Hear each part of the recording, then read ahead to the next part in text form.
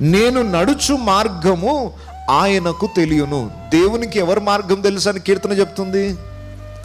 నీతిమంతుల మార్గము యెహోవాకు తెలియను. మరి ఇప్పుడు యోబు నీతిమంతుడా అనీతిమంతుడా? నీతిమంతుడు కనుకనే ఆ మాట ధైర్యంగా పలికాడు.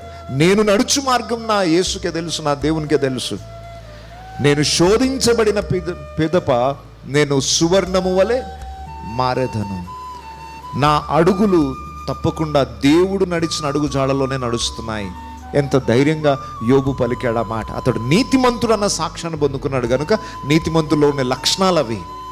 వారు దేవుని మార్గంలోనే నడుస్తారు, దేవుని ఆజ్ఞల మార్గంలో వారు నడుస్తారు కనుక ఆ మార్గము దేవుడు ఎరిగిన మార్గం, దేవుడు ఇష్టపడిన మార్గం, దేవుడు ఏర్పాటు చేసిన మార్గము. ఆ మార్గంలోనే నీతిమంతులు నడుస్తారు కనుక సరైన గమ్యానికి చేరుకుంటారు.